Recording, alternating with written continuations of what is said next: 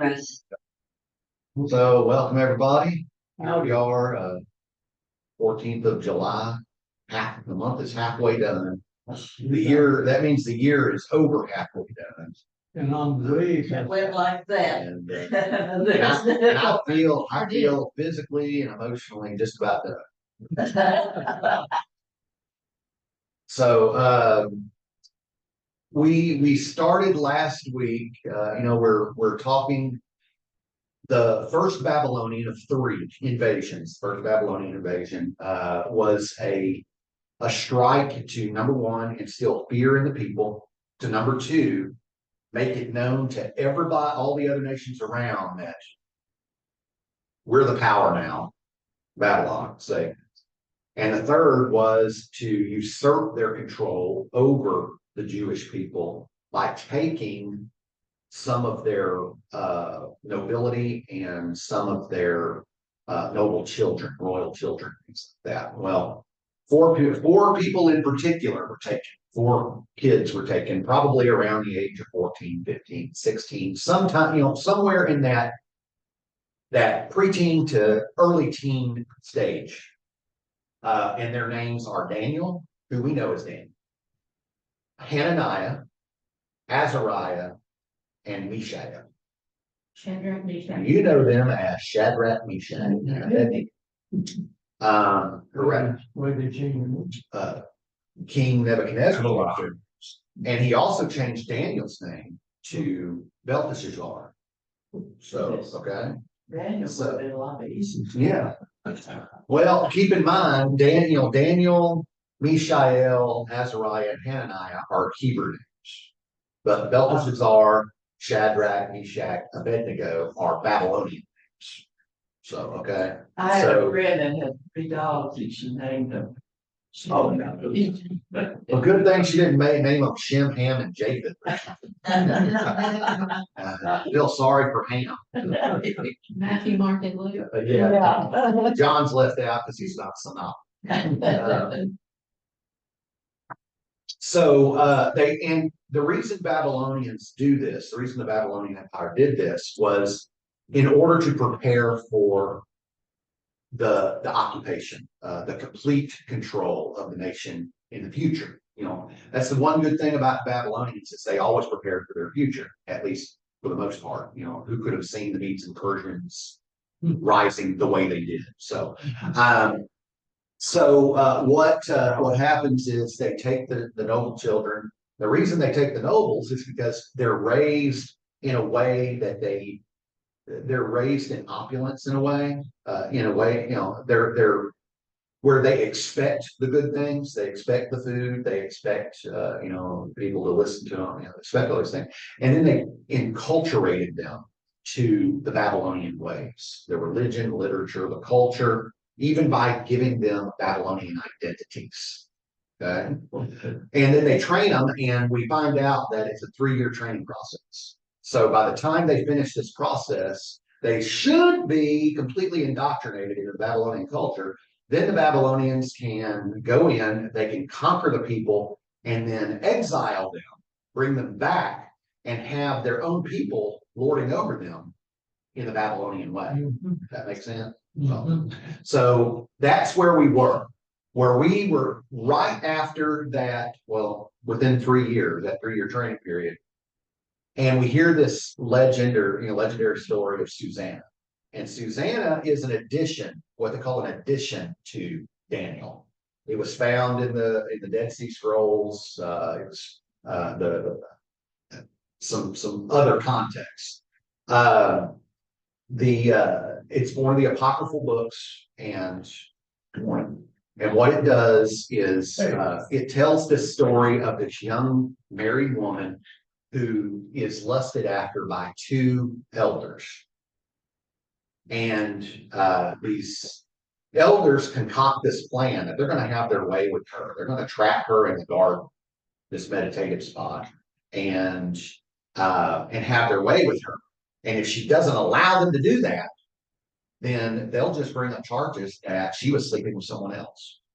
And so she'll be killed based on her adultery, because that was the punishment for that. So So that's where we're at, is they came in, they waited till she was alone in the garden. And they went to her with this proposal: you either sleep with us two, or we're going to charge you with adultery.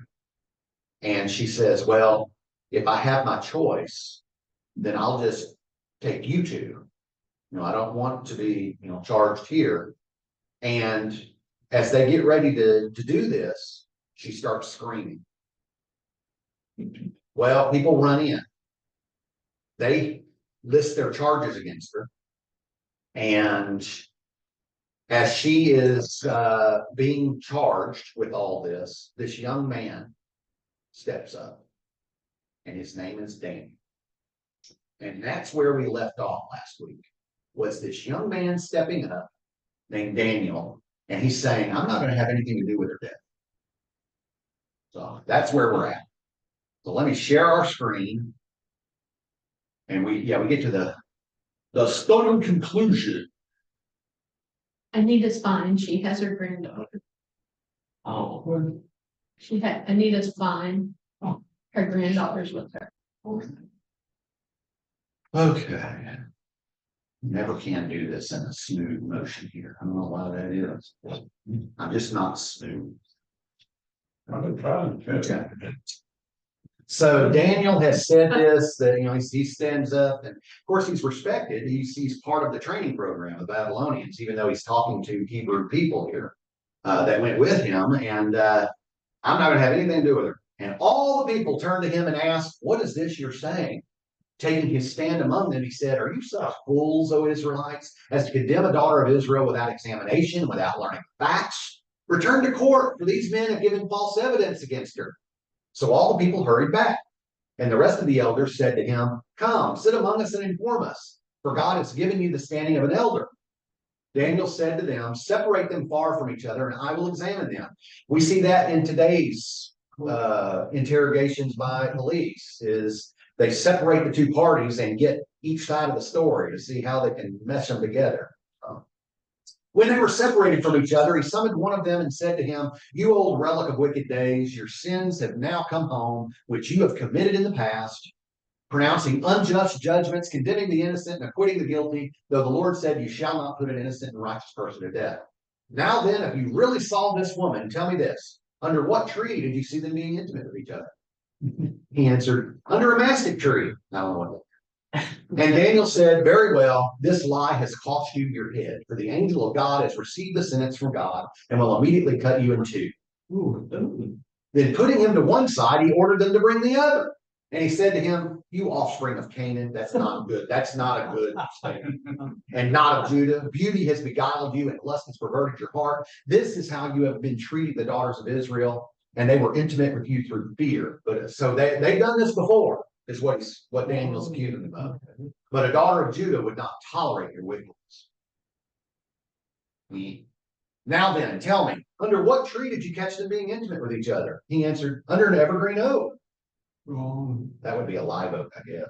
Because most oaks release their leaves in the fall. But Daniel said to him, very well, this lie has cost you also your head, for the angel of God is waiting for his sword to split you in two so as to destroy you both. Then the whole assembly raised a great shout and blessed God who saves those who hope in him. And they took action against the two elders because out of their own mouths, Daniel had convicted them of bearing false witness. They did to them as they had wickedly planned to do to their neighbor. Acting in accordance with the law of Moses, they put them to death. Thus, innocent blood was spared that day. That's the story of Susanna. Hilkiah and his wife, that would be his wife, Hilkiah's wife would be Susanna. Praise God. Oh, well, I guess that's Susanna's mother. Sorry. Praise God for their daughter Susanna, and so did her husband Joachim and all her relatives, because she was found innocent of a shameful deed. And from that day onward, Daniel had a great reputation among the people. So not only is he being trained in the Babylonian way, and we'll find out the Babylonians like him, but so do his own people. They like him too. This is the Judean diaspora in Babylon. Correct. Well, the first group, yes. Sorry, I've got to change something here real quick. Excuse you. Take over, Ron. Starting to sweat. I know the calm's part of it, but You don't like That's my because you're not. you know, I like the air moving in a room, at least it, It's kind of stuff. it's the same thing with me in a car. I hate to sit at stoplights. Stop signs are okay, but stoplights, I just don't like. Well, they last. I would rather go 5 minutes or 10 minutes or an hour out of my way as long as the car keeps moving. Don't pray for your faith. So now we get to Daniel chapter 1. Remember, we started out with Daniel and them being taken and them being given their names and what they were going to learn and all that. So verse 18 of chapter. At the end of the time that the king had set for them to be brought in, that would be at the end of the 3 years, the palace master brought them into the presence of Nebuchadnezzar, and the king spoke with them. Among them all, no one was found to compare with Daniel, Hananiah, Mishael, and Azariah. Therefore, they were stationed in the king's court. In every matter of wisdom and understanding concerning which the king inquired of them, he found them 10 times better than all the magicians and enchanters in his whole kingdom. And Daniel continued there until the first year of King Cyrus. That would be about 74 years from now. So Daniel is going to be an old man by the time the exile is over, but he's going to be alive to see it. That makes sense. The thing is, we never get any information as to whether he returned with the Jews or not. That's just the end of the story. Well, we don't know exactly, but if he was around preteen to, this would have been late teen to young adult. So somewhere between 16 and 20 years of age is where he would be right now.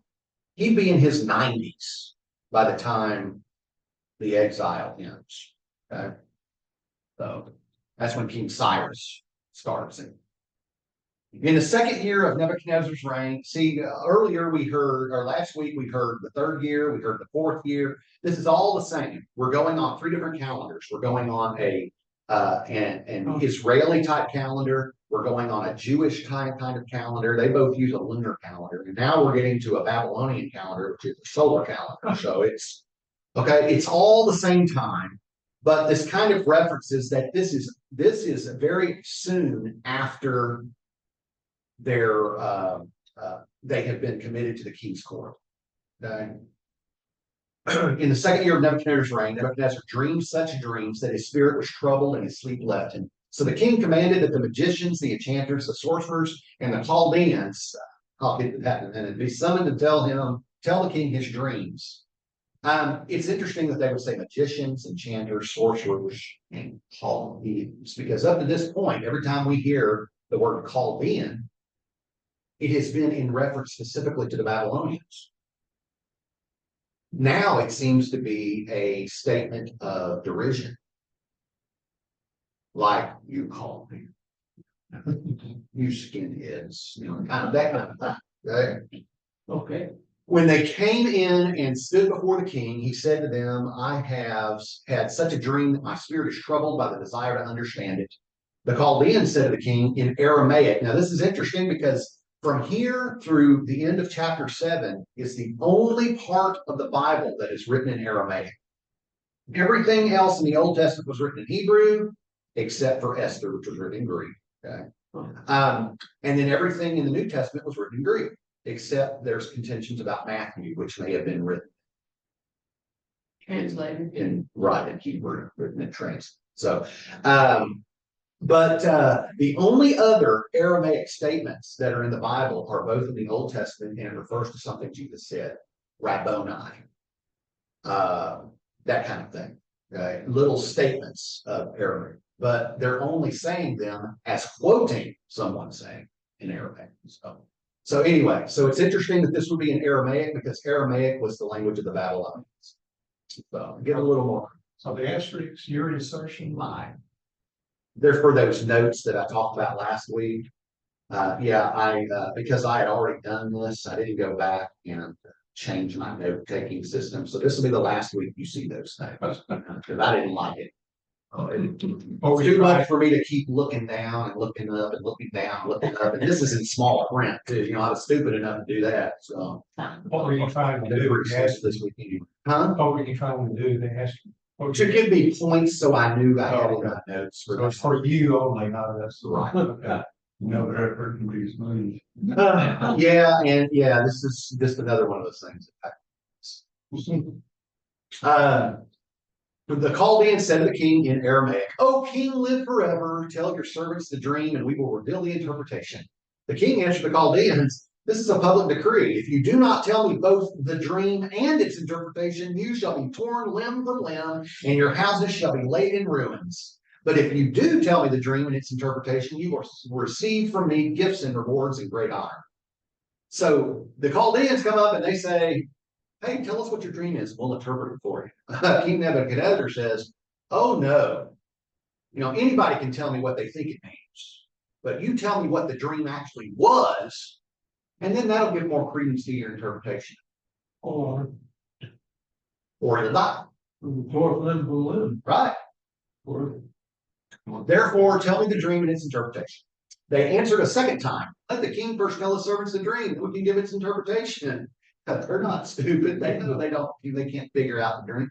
The king answered, "I know with certainty that you are trying to gain time, because you see the decree for me is firm. If you do not tell me the dream, there is but one verdict for you. You have agreed to speak lying and misleading words to me until things take a turn. Therefore, tell me the dream, and I shall know that you can give me its interpretation." Said this long. The Chaldeans answered the king, "There is no one on earth who can reveal what the king demands." Huh, interesting statement. No one on earth. We know somebody that can. All right. In fact, no king, however great and powerful, has ever asked such a thing of any magician or enchanter or Chaldean. The thing that the king is asking is too difficult, and no one can reveal it to the king except the gods, whose dwelling is not with mortals. So, what the Chaldeans are saying here is that it's not our fault. We're just mortal. It's your fault for asking the impossible, king. Deflection. Because of this, the king flew into a violent rage. Yeah, you don't upset the king. It's probably too difficult. And commanded that all the wise men of Babylon be destroyed. Ooh. The decree was issued, and the wise men were about to be executed, and they looked for Daniel and his companions to execute them.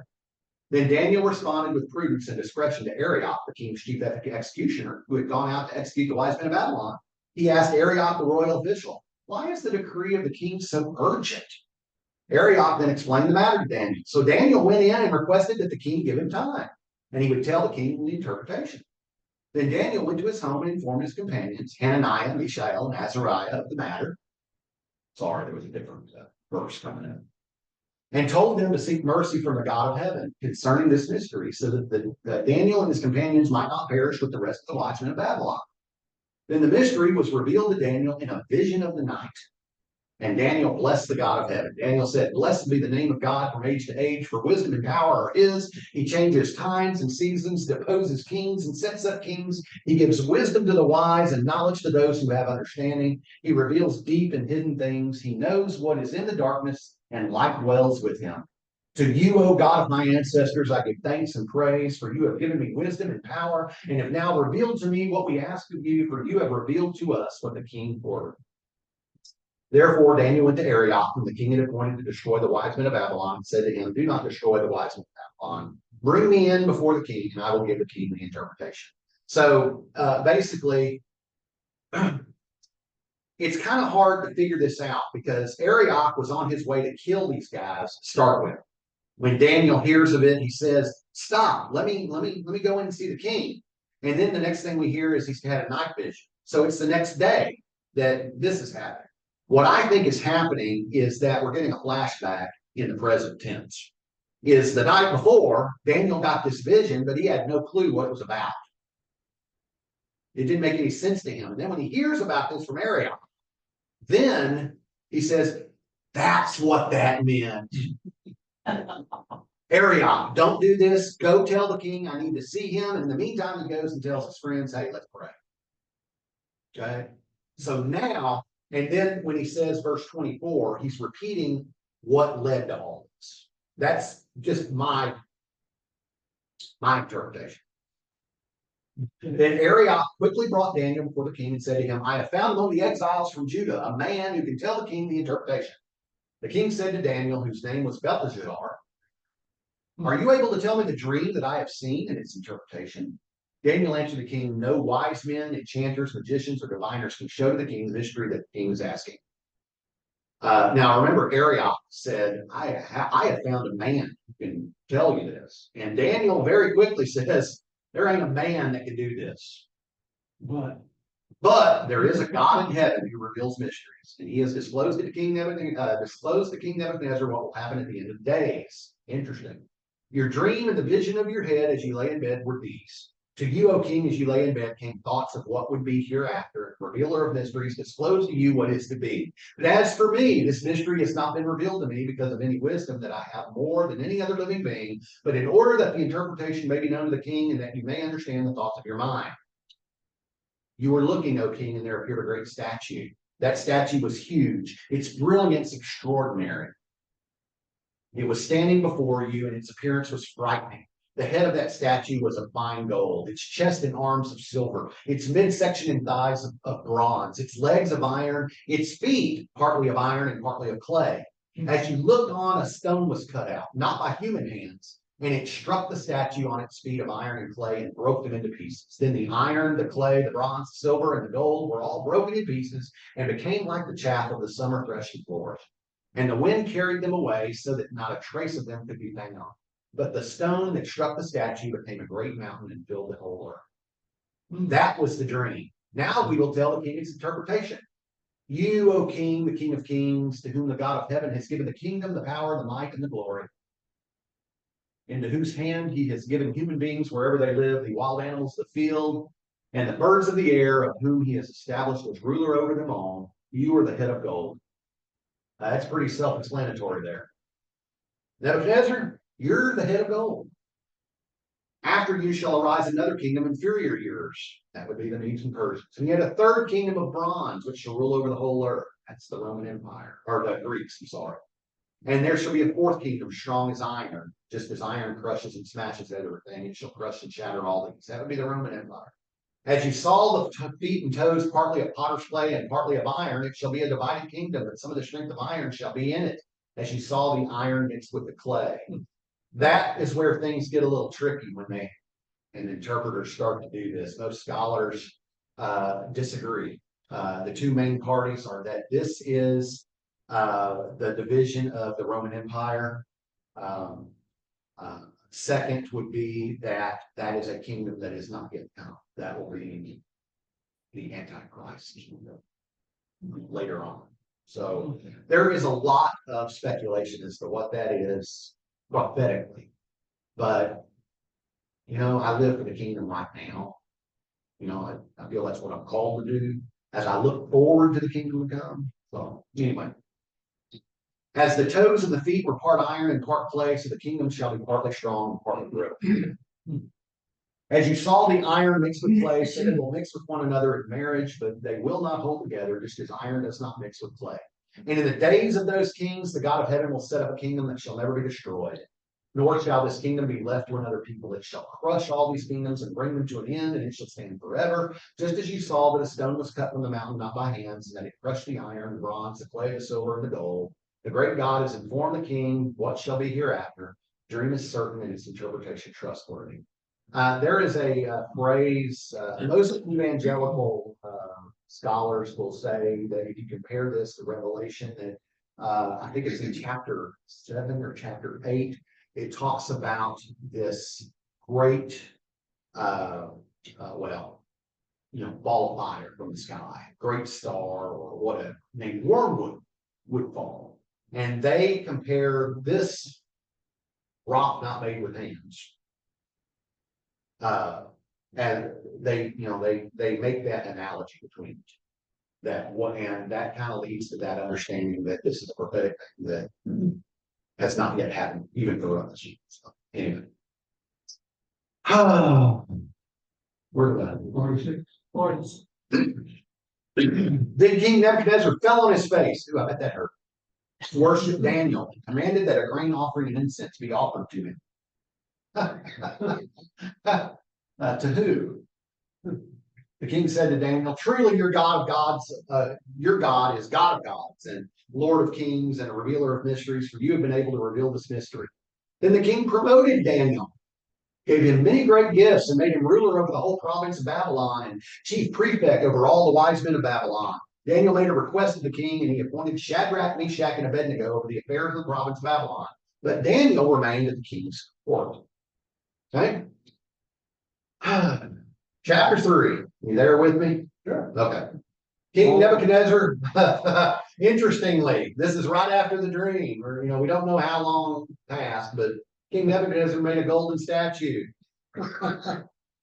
whose height was 60 cubits and whose width was 6 cubits. He set it up on the plain of Dura in the province of Babylon. The height and width of this 60 cubits is about 90 feet, and 6 cubits is about 9 feet. So 90 foot tall, 9 feet wide. Most scholars say that, if you're in any kind of architect, if it's made of gold, like this says, it couldn't support itself. It would be too heavy one side or the other. So what they say, not that it matters to us, what they say is that it was probably a wooden structure that was overlaid with gold. Okay. So Sounds more real. yeah. Then King Nebuchadnezzar sent for the satraps. That is it's like a minor governor. It's just a title. The prefects and the governors, the counselors, the treasurers, the justices, the magistrates, and all the officials of the provinces to assemble and come to the dedication of the statue that King Nebuchadnezzar had set up. So the satraps, the prefects, and the governors, counselors, the treasurers, the justices, the magistrates, and all the officials of the provinces assembled. The dedication of the statue that King Nebuchadnezzar had set up. I get the feeling that the writer of Daniel here is he's got a word limit that he has to meet. A word requirement when he's writing this. He's got to say a certain number of words, for a paper that he's having to turn in. See, that's what I would do if I was writing a paper and had to come up with 2,000 words. Yeah, if I was about 50 words short, this is exactly what I would do. So What was the statue of? Yeah, that's what I'm wondering. just a statue. Was it him, the king? It doesn't say. Can we assume You can assume it.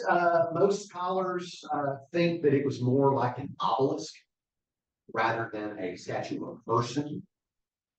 that? You notice it doesn't mention arms or anything like that. Like says a golden statue. Washington's monument, like Washington's monument. Washington's office. And when you think of the dimensions, it would seem to be that makes a little more sense, that it would be obelistic. I don't know, making up words now. Symbolism.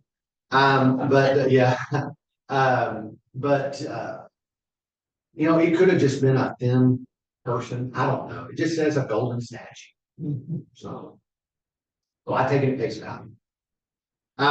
When they were standing before the statue that Nebuchadnezzar had set up, the herald proclaimed aloud, "You are commanded, O peoples, nations, and languages, that when you hear the sound of the horn, pipe, lyre, trigon, harp, and drum," a trigon is a three-sided, three-stringed harp instrument. That's what you usually see angels playing. They're holding them. It's three-sided, and it's 3 strings.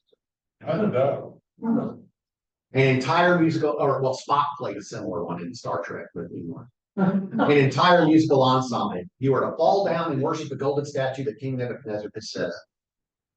Whoever does not fall down and worship shall immediately be thrown into the furnace of blazing fire. Where do you think this story's going? Therefore, as soon as all the peoples heard the sound of the horn, pipe, lyre, trigon, harp, drum, and entire musical ensemble, all the peoples, nations, and languages fell down and worshiped the golden statue that King Nebuchadnezzar had set up. Accordingly, at this time, certain Chaldeans, remember them? Certain Chaldeans came forward and denounced the Jews. They've been stood up by, a Jew. So they said to King Nebuchadnezzar, "O king, live forever. You, O king, have made a decree that everyone who hears the sound of I'm telling you, this is exactly the kind of paper I would have written. So The sound of the horn, pipe, lyre, trigon, harp, drum, and entire musical ensemble shall fall down and worship a golden statue. Whoever does not fall down and worship shall be thrown into the furnace of blazing fire. There are certain Jews whom you have appointed over the affairs of the province of Babylon. Shadrach, Meshach, and Abednego. Now, technically, Nebuchadnezzar didn't appoint them. Daniel did. Okay? But still, there they are. These men pay no heed to you, O king. They do not serve your gods, and they do not worship the golden statue that you have set up. Then Nebuchadnezzar, in furious rage, boy, he gets mad. Quit, commanded that Shadrach, Meshach, and Abednego be brought in. So they brought those men before the king. Nebuchadnezzar said to them, "Is it true, O Shadrach, Meshach, and Abednego, that you do not serve my gods and you do not worship the golden statue that I have set up? Now, if you are ready, when you hear the sound of the horn, pipe, lyre, trigon, harp, drum, and entire musical ensemble, you should fall down and worship the statue that I have made.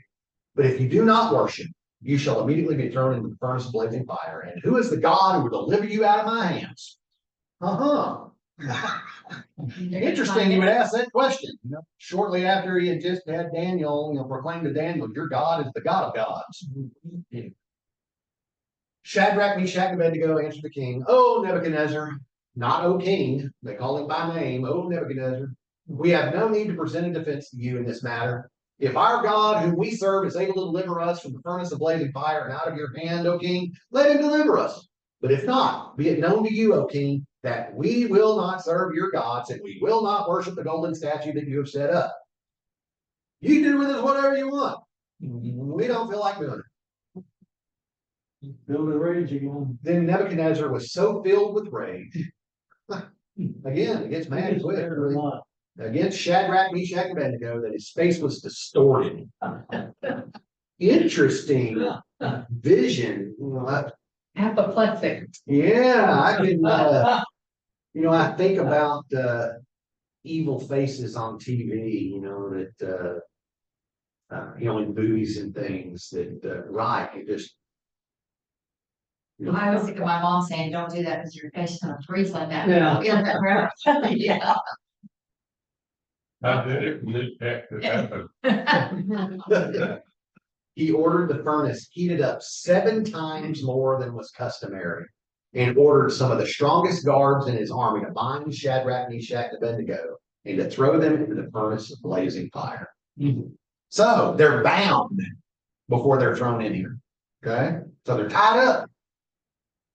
So these men were bound, still wearing their tunics, their trousers, their hats, and their other garments. So they didn't wait. They didn't take off their mantles or overcoats or anything like that. And they were thrown into the furnace of blazing fire. Because the king's command was urgent and the furnace was so overheated, the raging flames killed the men who lifted Shadrach, Meshach, and Abednego. But the 3 men, Shadrach, Meshach, and Abednego, fell down, bound, into the furnace of blazing fire. Dum, dum, dum. Tune in next week for the exciting conclusion. Same bat time, same bat You ain't gonna stop there, are you? Yeah. Next week. Next week, we're going to see 2 other additions to Daniel. There were 4 in total. Okay. So Susanna was one of them. The second and third ones, the second and third one were actually written together. And so, but since we have found, since scholars, when they found them, they separated the 2 stories, but they actually run together. Okay. The prayer of Azariah and the song of the 3 Jews. Now, who do you think those 3 Jews are? Shadrach. Shadrach, Meshach, and Abednego. Okay. Azariah is Abednego. Okay.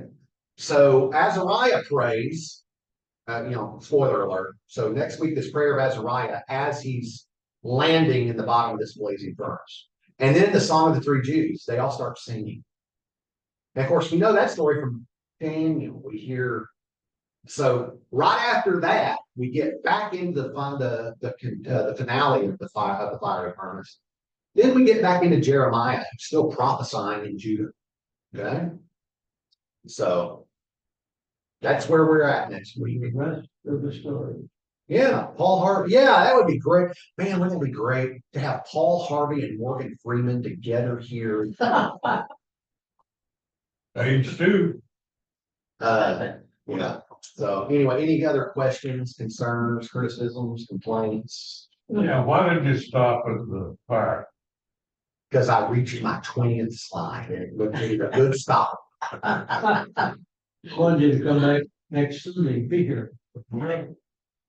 Well, I mean, you could watch it online if you want. Oh. For those of you who are watching online, you know you can watch this online, right? Or you could be here.